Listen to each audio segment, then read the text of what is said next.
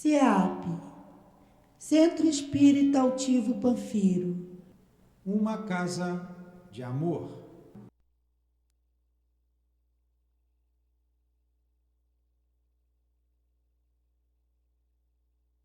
CEAP, Centro Espírita Altivo Panfiro. Uma casa de amor.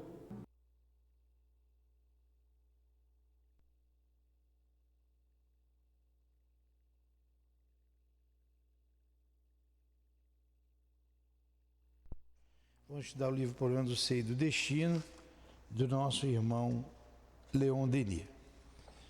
Capítulo 4. Ninguém pode ver o reino de Deus se não nascer de novo. Quando o homem morre, perde toda a sua força, expira. Depois, onde ele está? Se o homem morre, reviverá? Esperarei todos os dias do meu combate até que me chegue alguma transformação. Isso está em Jó, é o capítulo 4, item 14. Também em Jó, na versão da igreja grega. Quando o homem morre, vive sempre.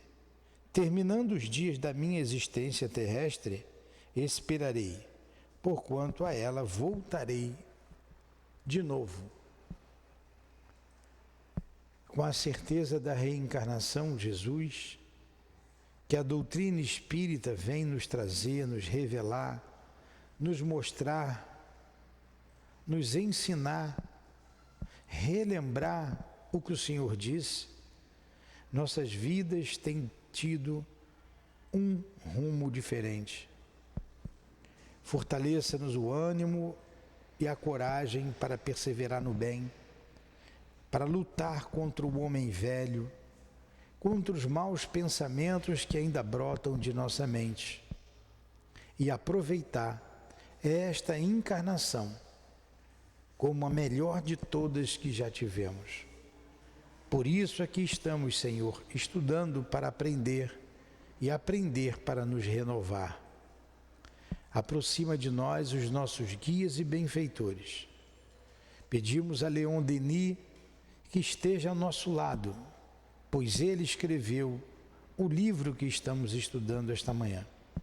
Então, em nome dele, em nome do nosso Kardec, que é a base de toda a doutrina espírita, em nome de Jesus do Altivo, diretor da nossa casa, com a coluna de espíritos que sustentam o nosso CEAP, que seja em nome do amor, em nome do nosso amor, Lourdinha, do teu amor, Jesus, e do amor de Deus, acima de tudo, que damos por iniciado os estudos da manhã de hoje. Que assim seja. Graças a Deus. Então vamos dar continuidade ao estudo do livro Problema do Ser e do Destino, que iniciamos já há algum tempo. Estamos estudando a reencarnação, ainda agora as vidas sucessivas, as provas históricas das vidas sucessivas.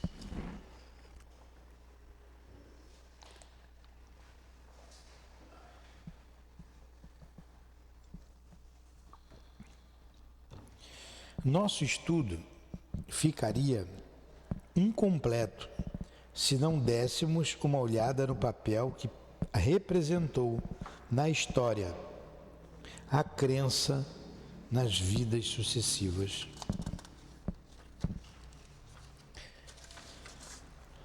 Esta doutrina domina toda a antiguidade. É encontrada no seio das grandes religiões do Ocidente e nas obras filosóficas mais puras e mais elevadas. Guiou as civilizações do passado em sua marcha e perpetuou-se ao longo dos tempos. Apesar das perseguições e dos eclipses temporários, ela reaparece e persiste através dos séculos em todos os países. Da Índia, expandiu-se pelo mundo bem antes que aparecessem os grandes reveladores dos tempos históricos. Ela estava formulada nos Vedas e notadamente na Bhagavad Gita.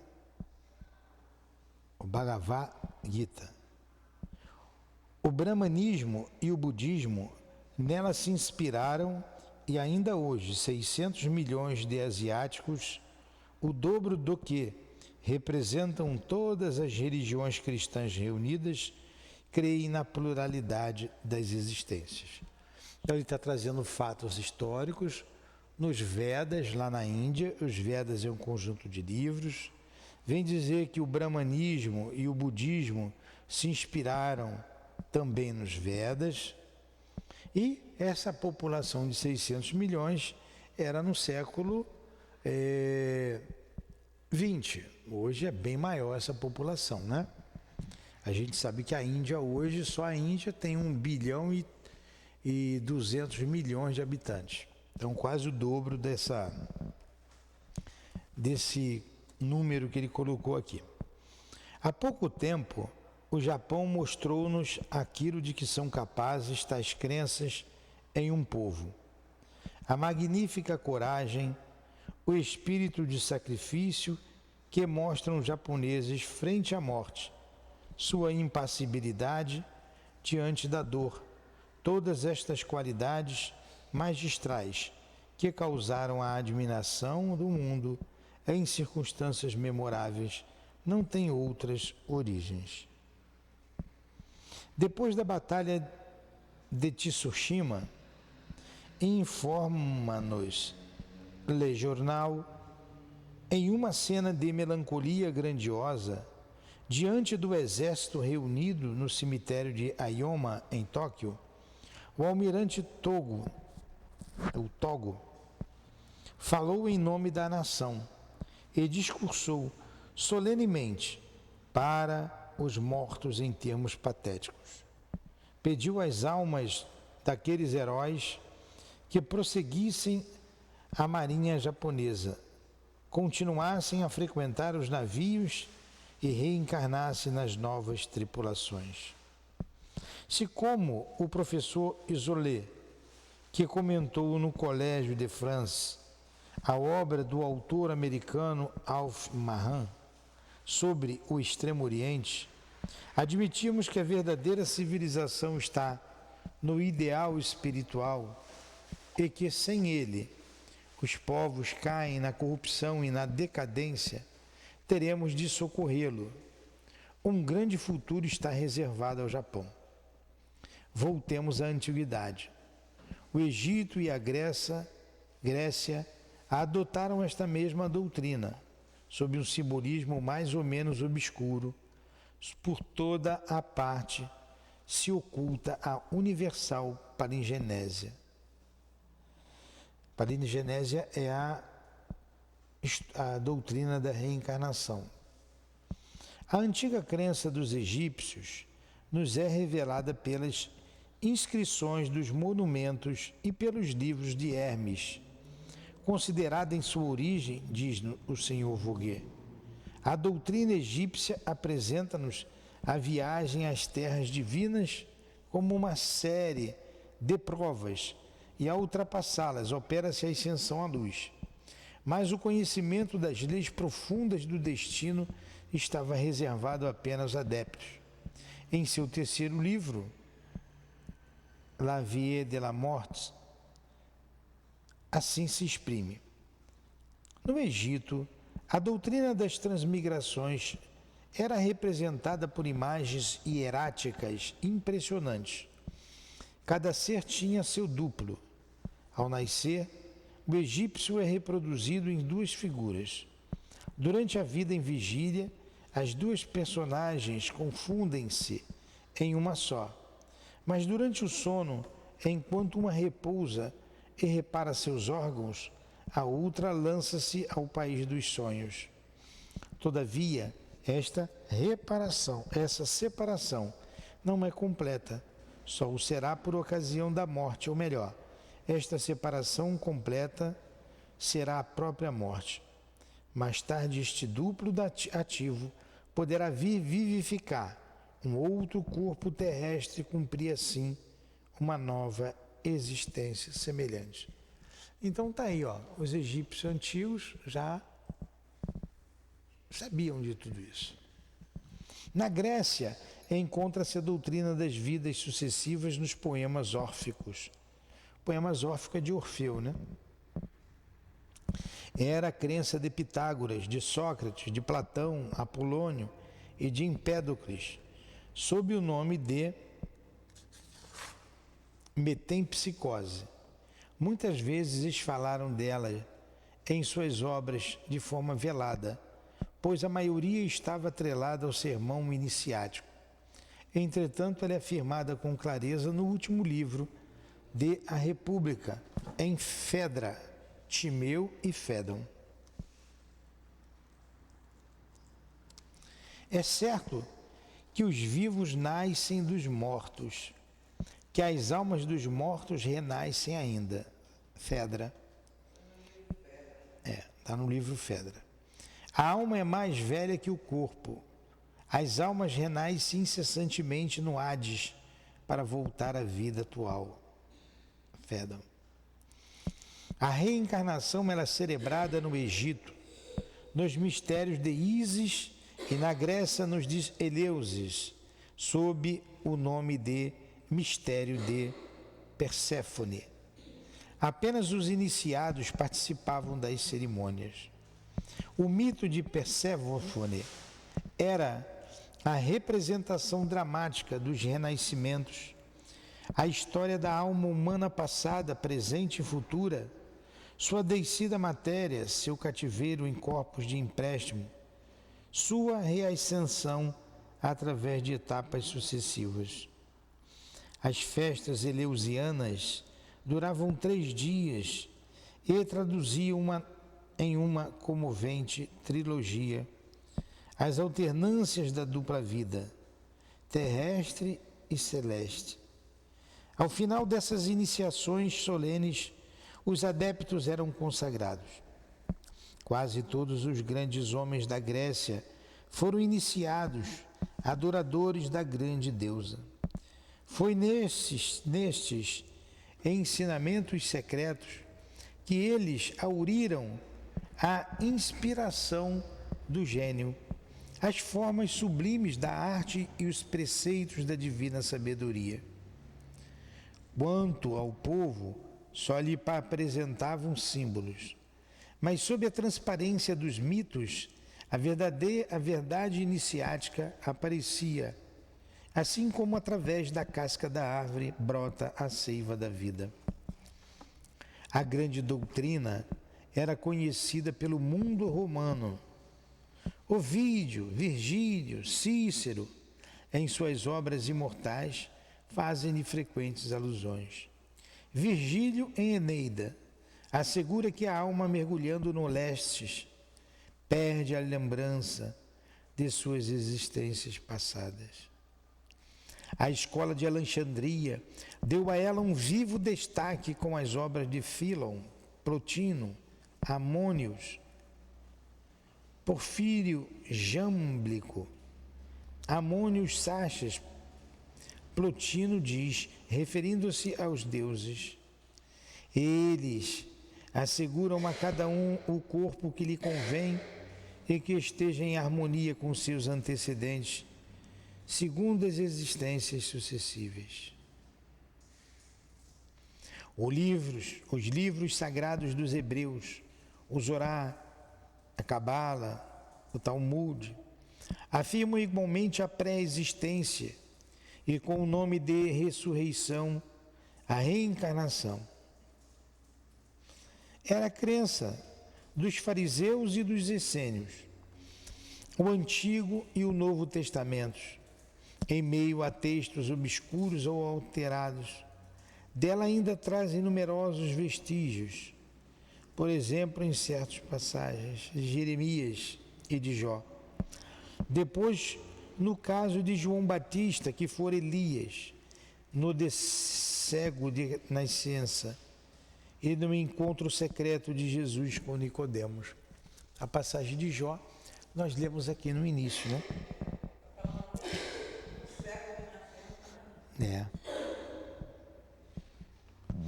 Lê-se em Mateus: em verdade vos digo que entre os filhos das mulheres nenhum há que seja maior que João Batista.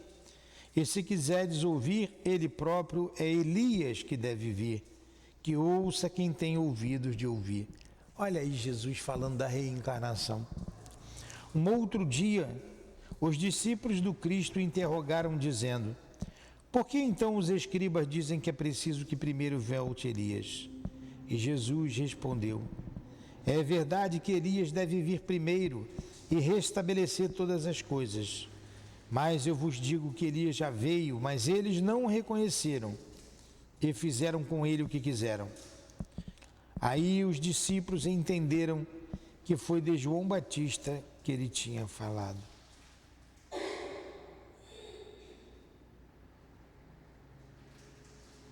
Um dia, Jesus perguntou a seus discípulos o que falavam dele no povo.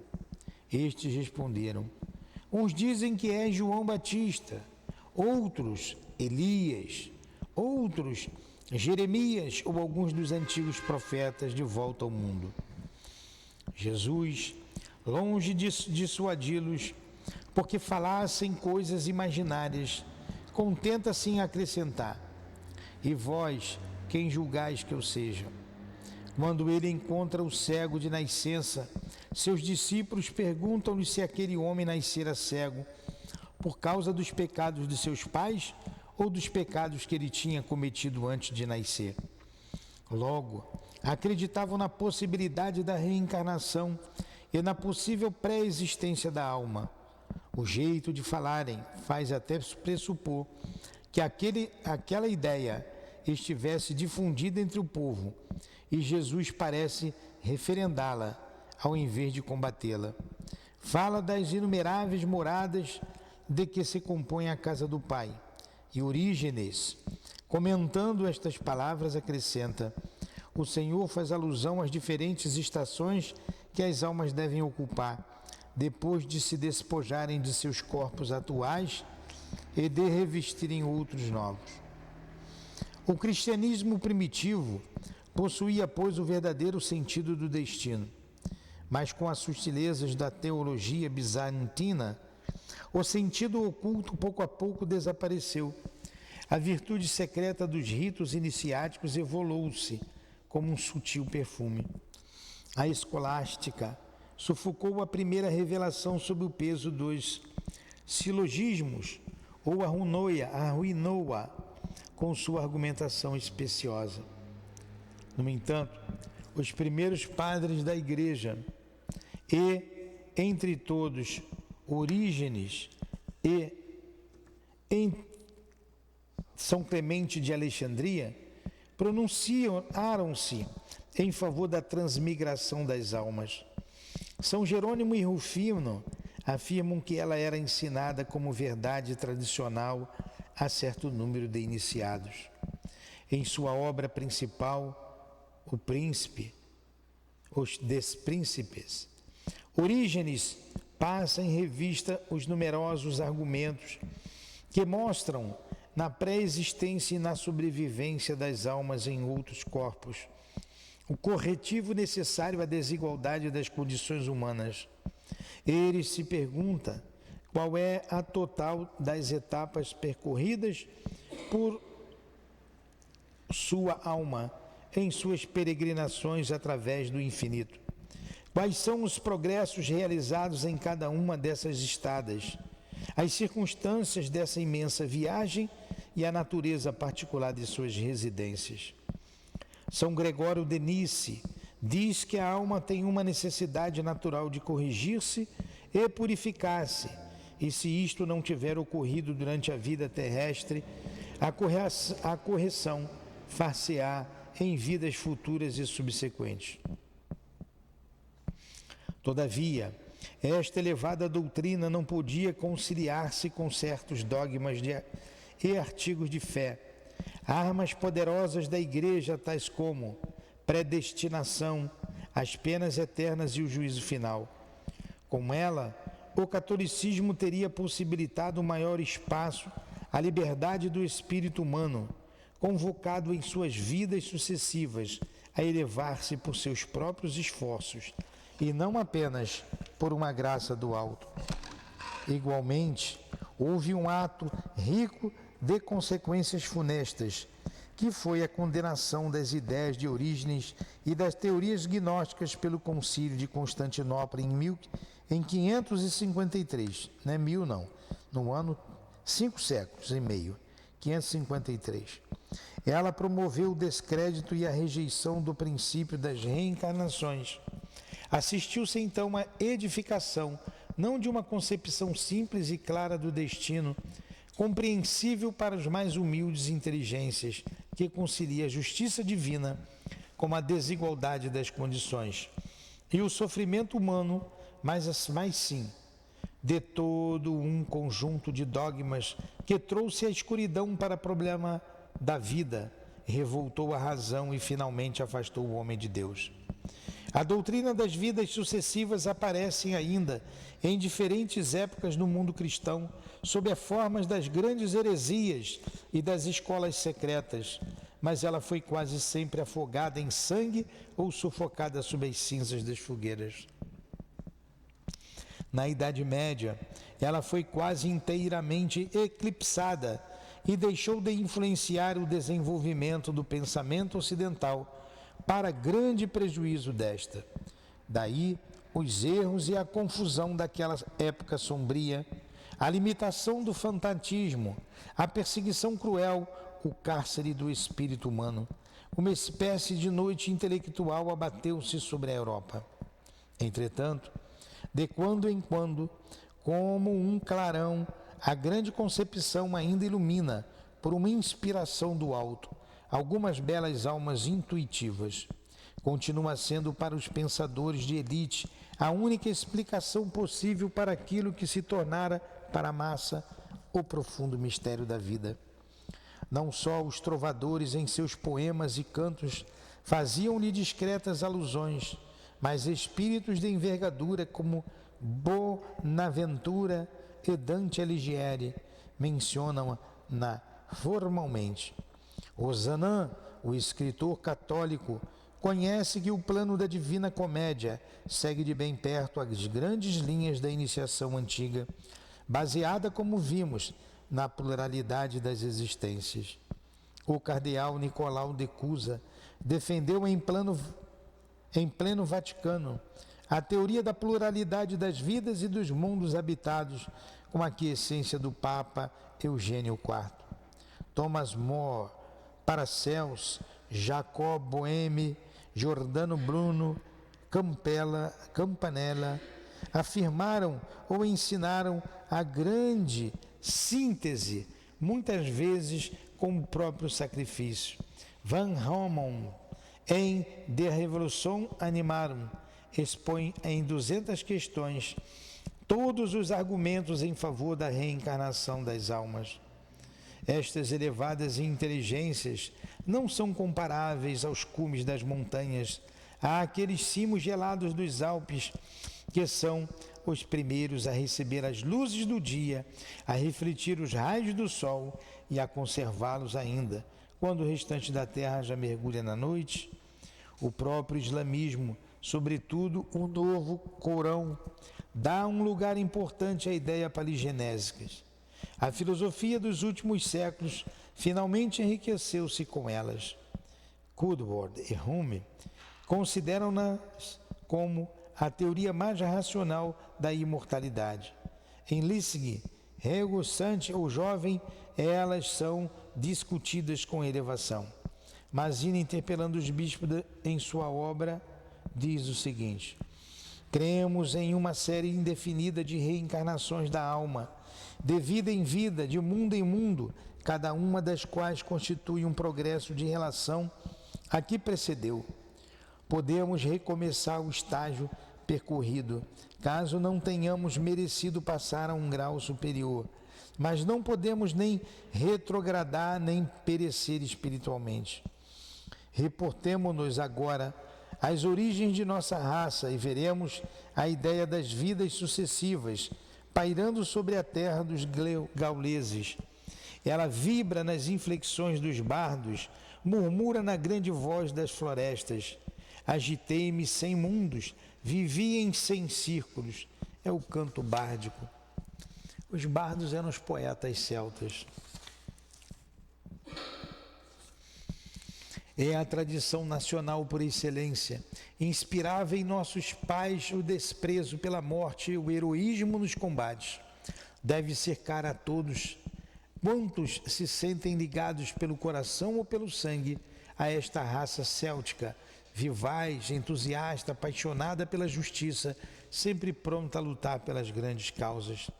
Nos combates contra os romanos, diz D'Arbaud de Jubanville, professor de college na França, os druidas ficavam imóveis como estátuas, recebendo os golpes sem fugir nem se defender. Sabiam-se imortais e acreditavam que encontrariam em uma outra parte do mundo um corpo novo e sempre novo. Os druidas não eram apenas homens corajosos, eram também profundos sábios. Seu culto era o da natureza, celebrando sob a bálbada sombria dos carvalhos ou sobre as falésias varridas pelas tempestades. As tríades proclamam a evolução das almas, saída do Anuf, o abismo, subindo lentamente a longa especial das existências, o Abred, para atingir depois de muitas mortes e renascimentos, Grunfeld, o círculo da felicidade. As tríades são o mais maravilhoso monumento que nos resta da antiga sabedoria dos bardos e dos druidas. Abrem perspectivas ilimitadas ao olhar admirado do pesquisador. Citaremos apenas 3 delas, aquelas que se relacionam mais diretamente com o nosso assunto. As tríades. As tríades eram 3... Tríade já está falando de 3, né? 3 ideias a respeito de um assunto. Deus é todo-poderoso, Deus todo justo e bom, Deus... Enfim, era assim que eles estudavam. E isso se passava de boca em boca, assim estudavam os celtas. Deixa eu explicar isso aqui direitinho para vocês. Eu já li bastante. Vamos lá. A Gália, os gauleses habitavam a Gália. A Gália era aquela parte ali onde hoje é a França, a Grã-Bretanha, a Irlanda, a Escócia. Então os gauleses habitavam aquela área toda, aquela região toda, em forma de tribos. Eram diversas as tribos, que eram chamadas de celtas. E essas tribos celtas, eles tinham conhecimento da vida futura e da reencarnação. Então eles habitaram ali aquela região 800 anos antes do Cristo. E depois os romanos, invadindo toda a Europa, por todos os lugares eles iam com a sua força militar, dominando os povos e explorando aqueles povos. E assim eles entraram ali nas Gálias e foram derrotando todas as tribos. César passou um sufoco ali, hein? Só que ele conseguiu, né? Era um hábil militar, ele conseguiu dominar todo mundo, conseguiu dobrar sob o seu jugo aquela região, e ele volta vitorioso a Roma. E ali dentre essas tribos vocês tinham os bardos, que ele citou aqui, que eram os poetas, e os poetas, eles passavam o ensinamento de pai para filho através das tríades. Era a maneira que eles tinham de falar. Ele vai dar o exemplo aqui de uma tríade. E a reencarnação fazia parte do conhecimento deles. E Leon Denis vem falando aqui de todos esses povos antigos, na Grécia, no Egito, dos iniciados, na Índia, a Índia Védica, dos iniciados, que era um pequeno grupo que tinha esse conhecimento. E para o povo eles passavam de maneira diferente a palingenese, que é a doutrina das reencarnações. E o povo tinha na Índia, por exemplo, e no Egito Antigo, a ideia da metempsicose. Na Índia ainda hoje tem a ideia da metempsicose, que é você retrogradar em corpos de animais e de plantas. Mas o espírito não retrograda. A doutrina espírita nos mostra que isso é impossível. Isso é fora de lógica. Então Leon Denis vem retratando toda essa antiguidade. Tanto que o título do estudo de hoje é Provas Históricas da Reencarnação. Então esses povos todos, bem antes do Cristo, já falava da reencarnação. Bem antes do Cristo. Agora, a gente... A zoantropia, ela é real. Sim. A zoantropia. A gente vem aqui, eu estava lendo aqui, a gente viaja, a cabeça viaja, a minha cabeça foi na política, a minha cabeça foi na religião, a minha cabeça foi na guerra. Mas tudo isso aí, se tivesse a consciência, se o povo tivesse a consciência da reencarnação, não faria guerra. Não faria com que essas ideologias absurdas que estão acontecendo, principalmente na nossa sociedade, não teriam razão de ser. Porque o homem quer uma igualdade utópica, uma igualdade que não vai existir nunca. Nós somos diferentes. E como tentaram fazer isso em alguns países, não deu certo. Querem fazer aqui, agora, o que acontece na Coreia do Norte, ou o que acontece na China. Um povo reprimido, um povo sofrido, sofredor, um povo que não tem liberdade. Querem fazer aqui conosco o que fizeram com a Venezuela, o que fizeram em Cuba. Maldade. Se tivesse a ideia da reencarnação, jamais dói no coração ouvir esses homens públicos fazendo isso e implantando essas políticas segregacionistas. Essas políticas doentias, é uma coisa doentia, do homem material, do homem inferior, do homem atrasado. E você vê autoridades, aí vem autoridades na minha cabeça, um monte de autoridades públicas, generais, falando sobre a favor dessa doutrina tão perniciosa, que matou milhões e milhões na China, que matou milhões em Cuba e que continua matando, fazendo um estrago. E você olha no semblante dessas pessoas que estão se tornando diferentes. A maldade, você vê a maldade no semblante deles. Então a gente fica apreensivo com tudo isso. As autoridades nos 3 poderes, vendo o seu lado financeiro, o seu lado egoístico, que não satisfeito com os milhões e milhões que ganham, querendo cada vez mais, para amanhã ficar tudo isso aí, porque todo mundo vai morrer, e depois vão reencarnar e vão colher tudo que estão plantando.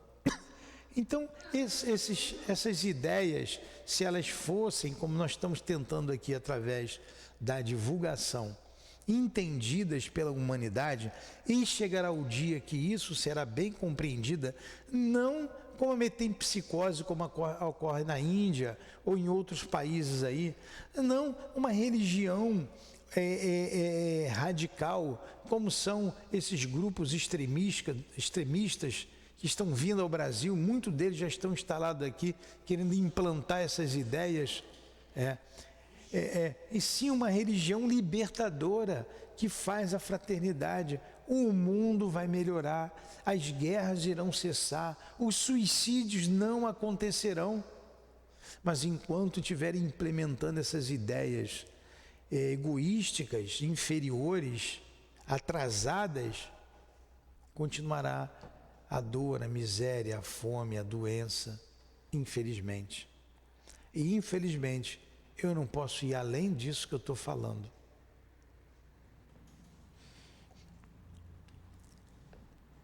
Porque está arriscado sofrer as consequências.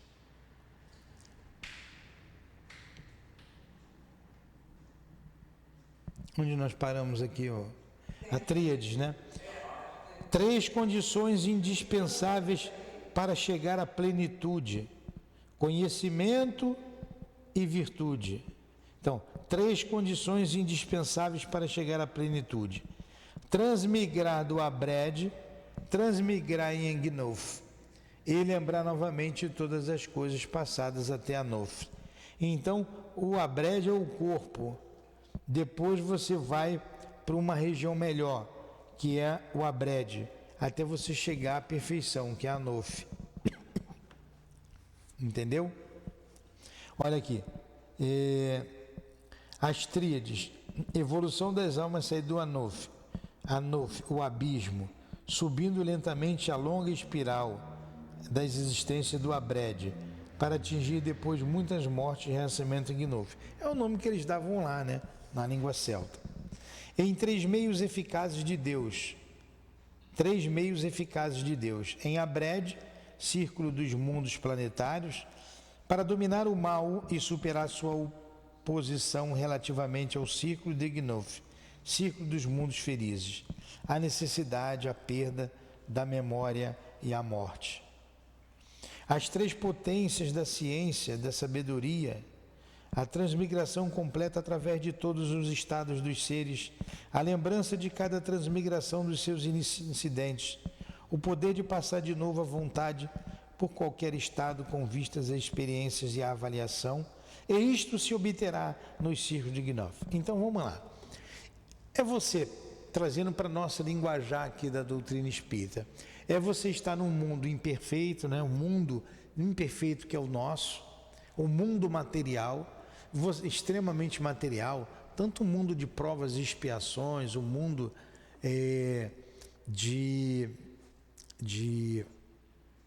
mundo primitivo, até para você, aí depois você vai para um outro estágio, para mundos felizes.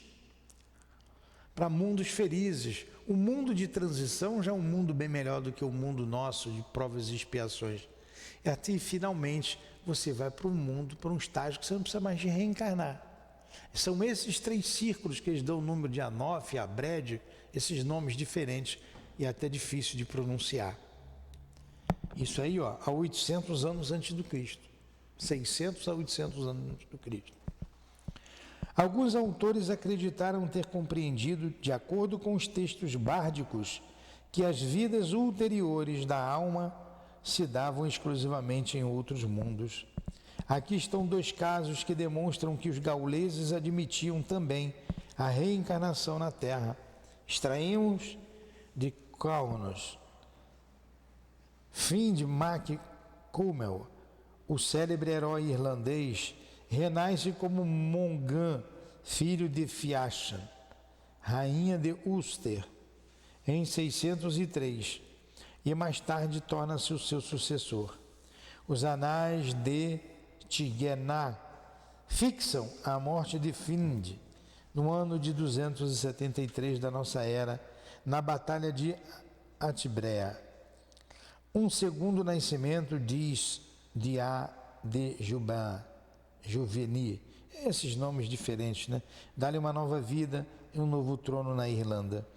Os celtas praticavam também a evocação dos defuntos, uma controvérsia estabelecida entre Morgan e Forgão com relação à morte do rei Forná, e Morgan fora testemunha ocular e sobre o local onde aquele rei havia perdido a vida. Ele evocou Caeté, seu companheiro de combates do reino dos mortos. Diz o mesmo autor: quando ia expirar o 3º dia, o testemunho de Caeté fornece a prova de que Mongan estava com a verdade. Então eles evocavam os mortos. Isso aqui está dizendo o seguinte, ó, os celtas evocavam os mortos. O povo gaulês evocava os mortos. A gente diz assim, aqui Eu sou carioca, você é paraibano, ela é cearense, mas todos somos brasileiros. Os celtas eram o povo gaulês. Os celtas eram as tribos gaulesas. É provável que se encontrassem numerosos casos de reencarnação na história dos tempos célticos. Mas sabe-se que os druidas, quem eram os druidas? Os educadores, os sacerdotes. Allan Kardec é o nome da época em que ele foi um druida. Foi uma revelação que o Espírito fez para ele. É provável que se encontrassem numerosos casos de reencarnação na história dos tempos célticos, mas sabe-se que os druidas nada registravam por escrito e contentavam-se com o ensinamento oral. Os documentos relativos à sua ciência e à sua filosofia são raros e de data relativamente recente. A doutrina céltica, após séculos de esquecimento, reapareceu na França moderna. Foi constituída ou mantida por toda uma pleiade de brilhantes escritores. Charles Bonnet, Dupont de Nemours, enfim, uma porção de gente aqui, Victor Hugo, etc. Camille Flammarion. Nascer, morrer, renascer e progredir incessantemente, tal é a lei, disse Allan Kardec. Graças a ele, graças à escola espírita que fundou a crença nas vidas sucessivas da alma, se popularizou e difundiu por todo o Ocidente, onde hoje conta com milhões de adeptos.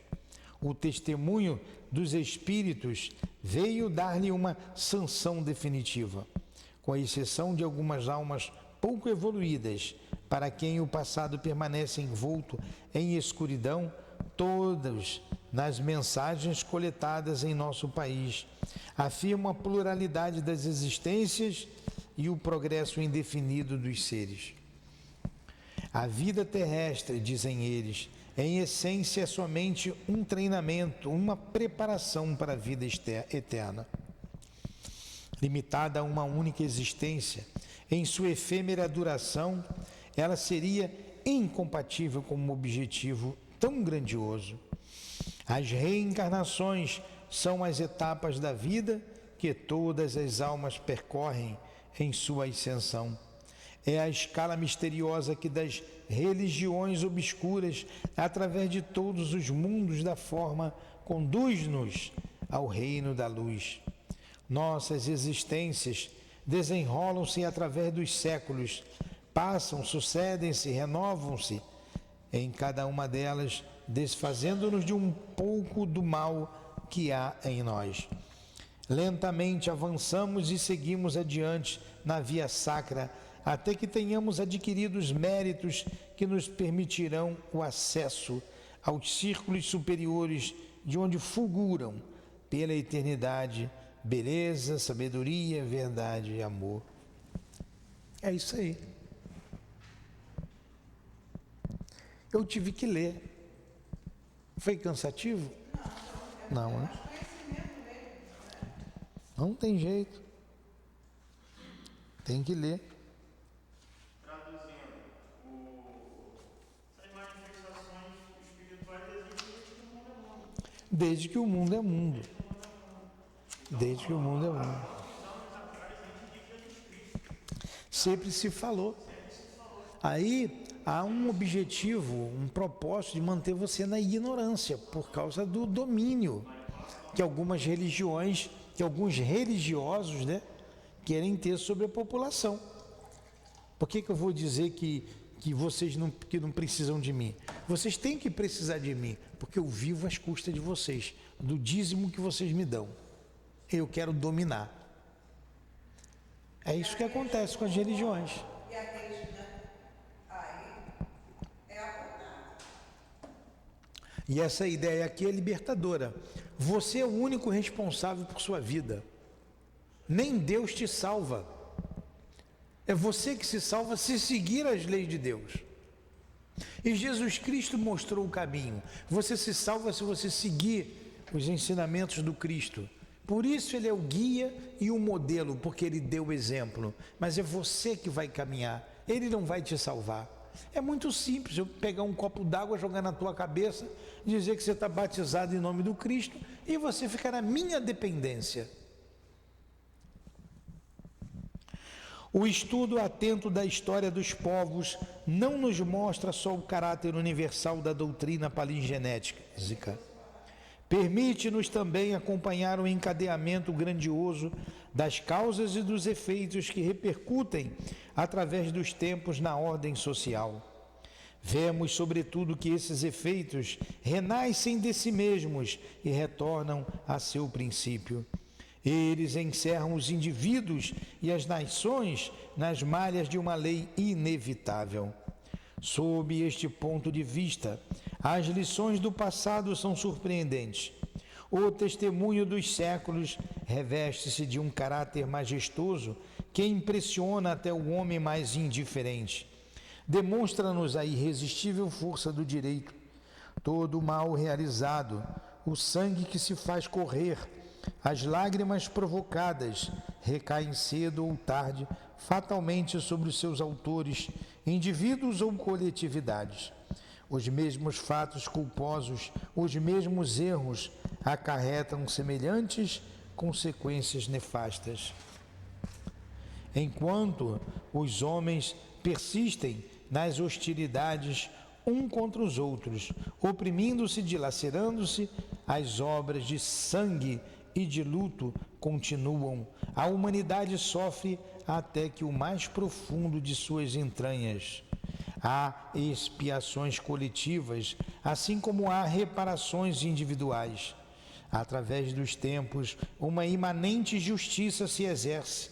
Ela faz com que eclodam os elementos de decadência e de destruição, os germes de morte que as nações semeiam em seu próprio seio, cada vez que violam as leis superiores. Olha só, está vindo um encontro daquilo que a gente falou aqui, dessas políticas nefastas.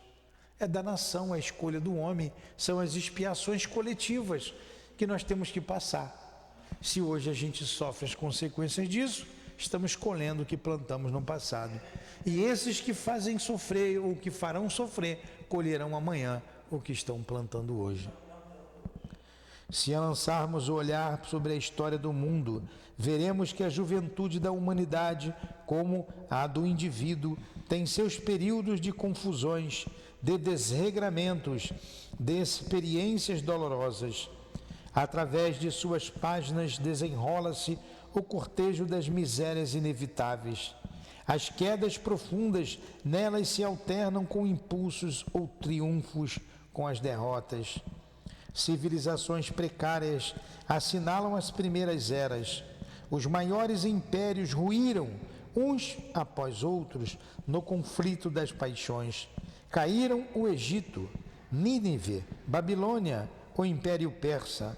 Roma e Bizâncio, carcomidas pela corrupção, desabaram ao ataque dos bárbaros.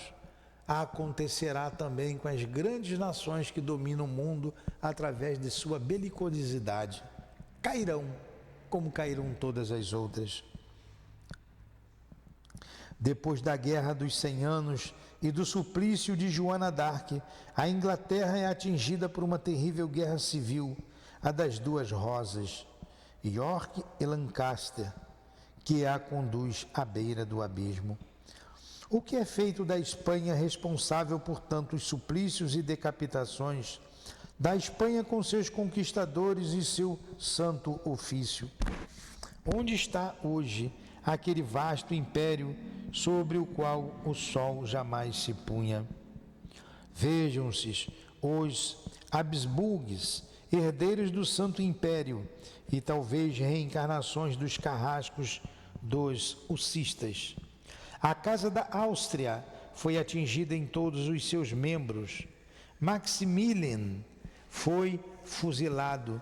Rodolfo tombou em meio a uma orgia. A imperatriz Elizabeth foi assassinada. Em seguida foi a vez de François Ferdinand. O velho imperador de cabeça branca ficou sozinho em meio aos escombros de sua família E finalmente, com a guerra, vieram a derrota, a ruína e a desarticulação completa de seus estados. Onde é que estão hoje todos aqueles impérios fundados a ferro e sangue? O dos califas, o dos mongóis, o dos corolegíneos e o de Carlo V. Napoleão disse isto: tudo se paga. Ele mesmo pagou e a França pagou com ele. O império de Napoleão passou como um meteoro. Detenham-nos um instante neste prodigioso destino, que depois de ter brilhado fulgurantemente em sua trajetória pelo mundo, vai apagar-se miseravelmente sobre um rochedo do Atlântico. É bem conhecida de todos esta vida e, consequentemente, melhor que qualquer outra, ela deve servir de exemplo. Como diz Martelink, nela pode-se constatar uma coisa: as 3 maiores iniquidades cometidas por Napoleão constituíram-se nas 3 causas principais de sua queda. Primeiro foi o assassinato do Duque de Enghien, condenado por sua ordem, sem julgamento e sem provas, e executado nos fossos de Vincennes. Assassinato que, daí por diante, semeou em torno do ditador ódios implacáveis e um desejo de vingança jamais aplacado. Em seguida, foi a execrável emboscada de Bayonne, para onde ele atraiu com vis manobras os pacíficos e crédulos Bourbons de Espanha, para despojá-los de sua coroa hereditária.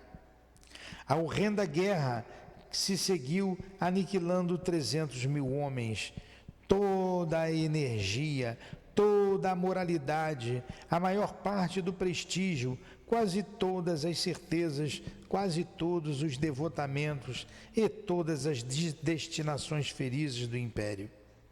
E, finalmente, foi a pavorosa e indesculpável campanha da Rússia que terminou com o desastre definitivo de sua sorte no gelo de Berezina e nas neves da Polônia. Coitado do Napoleão, né? A história diplomática da Europa há 50 anos não foge a estas regras. As faltas contra a equidade têm recaído sobre seus autores como por mão invisível. A Rússia, depois do dilaceramento da Polônia, prestou apoio moral à Prússia para a invasão dos ducados dinamarqueses, um dos maiores crimes de pirataria, diz um historiador, cometido nos tempos modernos.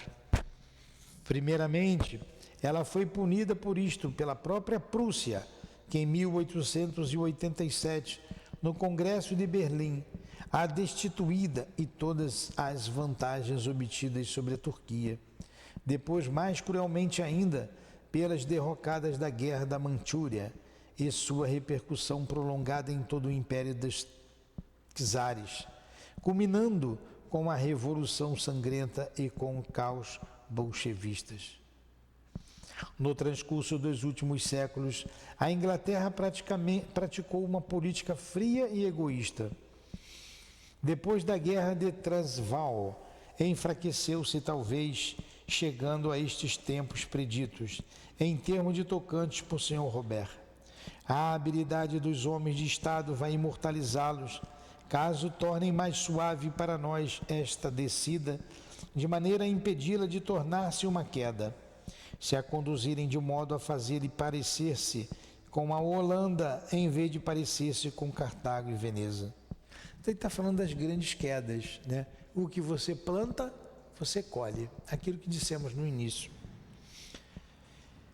A separação da Irlanda do Egito, a revolta das Índias, desde então vieram confirmar aquelas previsões. Tal será a sorte de todas as nações que forem grandes por seus filósofos e seus pensadores e tiveram a fraqueza de, por seus destinos, nas mãos de políticos muito gananciosos. Napoleão III no exílio, Bismarck em desgraça e em doloroso ostracismo, começaram a espiar seus pouco respeito às leis morais. Não assistamos nesses fatos, não insistamos nesses fatos. Não vimos desenrolar-se diante de nós, de 1914 a 1918, o imenso drama, o drama vingador que derrotou a Alemanha punindo-a por seu orgulho e seus crimes? Ao mesmo tempo, deve-se reconhecer que a França recebia uma lição terrível, talvez consequência da leviandade, da imprevidência, do sensualismo de grande número dos seus filhos. Mas, como a vitória reencontrava seu prestígio no mundo, assim reafirmavam-se uma vez mais a alta missão, o papel providencial que lhe parecem destinados e que constituem em proclamar e defender, através de todas as formas da palavra e pela espada, o direito, a verdade e a justiça. A Alemanha e a Áustria, associadas em uma cumplicidade e um pacto ferrenhos, sonharam com a hegemonia sobre a Europa e com a dominação do mundo. Uma no Oriente, outra no Ocidente, na busca para atingir seu objetivo, pisotearam os mais solenes compromissos com relação à Bélgica, por exemplo. Não hesitaram diante das mais sórdidas traições. E qual foi o resultado? Depois de 4 anos de violenta luta, os impérios centrais despencaram no abismo. A Áustria não é mais que um fantasma de nação. A Alemanha rebaixada, arruinada, achava-se às voltas, com lutas internas e com todos os males econômicos. Não é isto a repercussão dos acontecimentos de 1870 a 1871? Por sua vez, os germânicos tiveram de conhecer a derrota e a anarquia. Talvez jamais, em guerra alguma, a luta de 2 princípios tenha ficado tão evidente. De um lado, a força bruta, do outro, o direito e a liberdade, e a prova de que Deus não se desinteressa da sorte do nosso pequeno globo é que o direito venceu. Pode-se dizer que, como os gregos em Maratona e em Salamina, os soldados do Marne e do Verdun, amparados pelas potências invisíveis, preservaram a humanidade do jugo do sabre e salvaram a civilização. Este será o julgamento imparcial da história. Sim, a história é um grande ensinamento. Podemos ler em suas profundas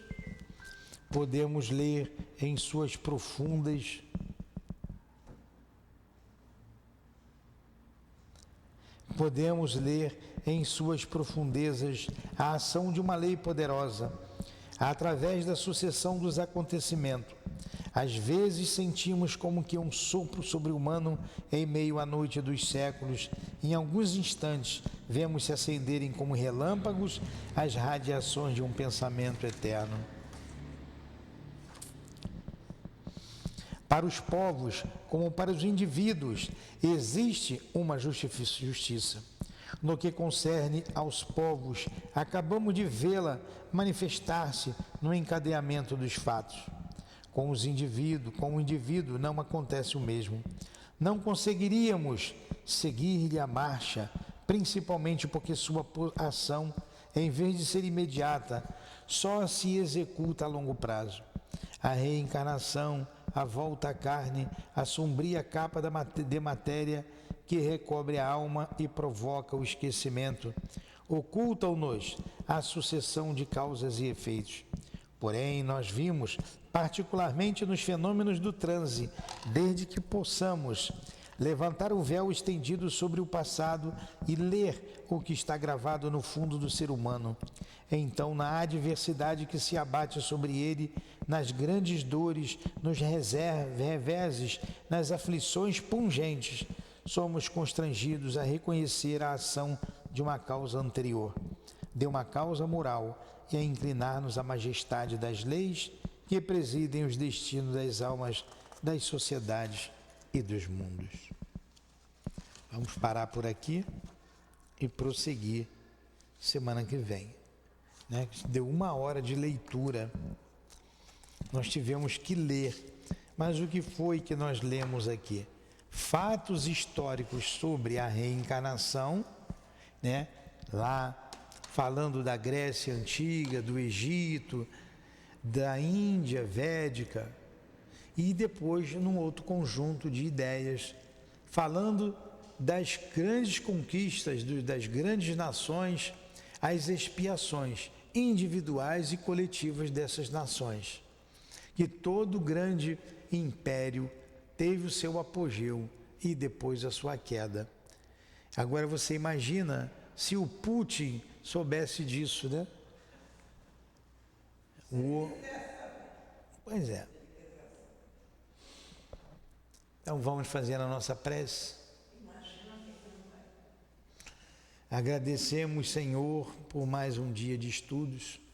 Agradecemos a essa casa de amor que nos abriga, que nos guarda, que nos ampara, que nos instrui e nos dá oportunidade de aprendizado e de crescimento com o trabalho do bem. Muito obrigado a Leon Denis, que nos esclareceu hoje sobre a reencarnação. Muito obrigado a Allan Kardec, muito obrigado a todos os guias aqui presentes. É em nome desses irmãos queridos, é em nome do amor, é em nome do nosso amor, Lourdinha, do amor que vibra nesta casa, no coração do altivo e dos guias que a dirigem. É em nome do amor de Leon Denis, de Allan Kardec, do teu amor, Jesus, do amor de Deus acima de tudo, é que encerramos os estudos da manhã de hoje. Que assim seja, graças a Deus.